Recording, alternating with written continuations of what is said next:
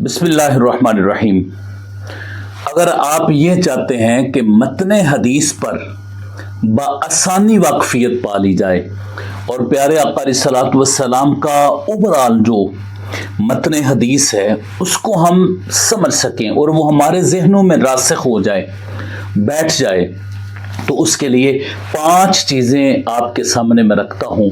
अगर आप उस एतबार से मतन हदीस का मुताला फरमा लेंगे तो इंशाअल्लाहुल अज़ीज़ एक बड़ी मिकदार में प्यारे आका अलैहिस्सलातु वस्सलाम के मतन हदीस पाक के मतन पर वाकफियत हो जाएगी। सबसे पहली बात चीज़ है अमसालुल हदीस, यानी ज़ख़ीरा हदीस के अंदर आप देखें कि वो रिवायात जिनमें रसूलुल्लाह सल्लल्लाहु अलैहि वसल्लम ने मिसालें दी हैं। ये एक बड़ा प्यारा मौजू है। इस पर मुहद्दिसीन किराम ने बाकायदा तौर पर किताबें भी लिखी हैं, जिस तरह अबू शेख अस्फ़हानी की किताब है अमसालुल हदीस पर, इमाम रामा हुर्मुज़ी रहमहुल्लाह की किताब है अमसालुल हदीस पर। तो अगर आप ये देखें, मुताला करें कि रसूल पाक सल्लल्लाहु अलैहि वसल्लम ने कौन कौन सी मिसालें दी हैं, उनको आप जहन में बिठा लें तो मतन हदीस का एक ज़ख़ीरा आपके जहन में बैठ जाएगा। क्यों? इसलिए कि मिसालें एक दिलचस्पी का बाइस भी होती हैं, तो जब आप उनका मुताला करेंगे तो मतन के मज़ीद करीब हो जाएंगे।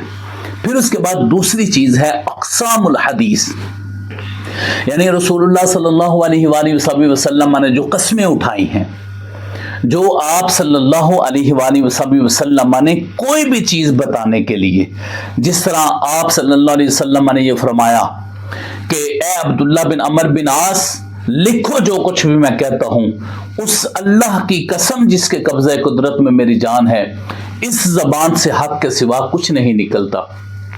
तो इस तरह जो प्यारे आका अलैहिस्सलातु वस्सलाम ने कस्में उठाई, उसके पीछे जो वाक़यात हैं उनको जब ज़हन में रखेंगे तो मतन हदीस का एक बड़ा हिस्सा आपके ज़हन में आ जाएगा बिहम्दिही ताला। इसके बाद तीसरी चीज़ है अहादीसुल अहकाम, यानी जिसमें रसूलुल्लाह सल्लल्लाहु अलैहि वसल्लम ने अहकाम बयान फरमाए हैं, हुदूद हैं, कफ़ारात हैं, निकाह है, तलाक है, इस तरह के जो अहकाम हमारी ज़िंदगी से मुताल्लिक़ा हैं, जो जज़ा व सज़ा से मुताल्लिक़ा हैं, हमारी फैमिली से रिलेटेड हैं, जो लॉ हैं, कानून हैं, अहकाम हैं, वो अगर अहादीस मुबारका से आप समझते हैं, जानते हैं, उस मतन का मुताला करते हैं, तो ये भी एक बड़ा ज़ख़ीरा आपके ज़हन में बैठ जाएगा।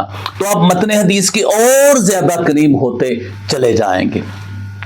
चौथी चीज है बिहम्दिही ताला क़ससुल हदीस, जो रसूलुल्लाह सल्लल्लाहु अलैहि वसल्लम की अहादीस मुबारका के अंदर वाक़यात हैं, किस्से बयान किए गए हैं।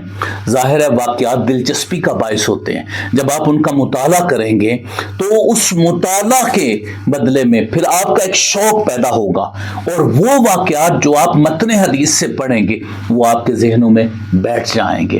तो क़ससुल हदीस पर भी बाकायदा तौर पर मुहद्दिसीन किराम ने किताबें लिखी हुई हैं। इसके बाद 5वीं चीज आ जाती है जी सबबु वुरूदिल हदीस। सबब वुरूदिल हदीस के अंदर क्या है, यानी जो प्यारे आका अलैहिस्सलातु वस्सलाम का कोई फरमान है तो उस फरमान के पीछे वाक़या क्या है असल। जिस तरह मिसाल के तौर पर इन्नमल आमालु बिन्नियात, आमाल के सवाब का दारोमदार नियतों पर है। अब इसके पीछे वो मुहाजिर में कैस का पूरा हिजरत का वाक़या है। तो अगर हम सबब वुरूदिल हदीस को समझ लेंगे कि जो आप सल्लल्लाहु अलैहि वसल्लम के फरमीन है उसके पीछे वाक़या क्या है, कभी तो उसी हदीस के अंदर होता है और कभी किसी चीज़ की तरफ इशारा होता है उसके अंदर, तो इस तरीके से आप मतन हदीस पर बड़े अच्छे तरीके से वाकफियत पालेंगे। तो ये 5 चीज़ें, इनको आप सामने रखें, यानी इनको आप ऐनक बनाएं और इनके ज़रिए से आप मतन हदीस का मुताला फरमाएं।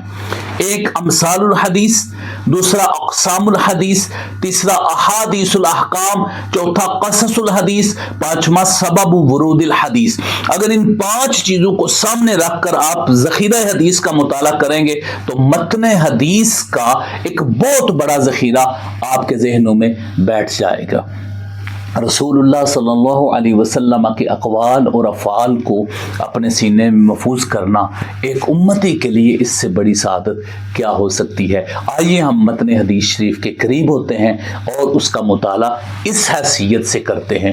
اللہ رب العزت پیارے آقا علیہ الصلوۃ والسلام کی حدیث پاک کا ایک ذخیرہ ہمارے سینوں میں محفوظ فرمائے، آمین یا رب العالمین۔ وصلی اللہ علی حبیبہ سیدنا محمد وآلہ وصحبہ اجمعین برحمتک یا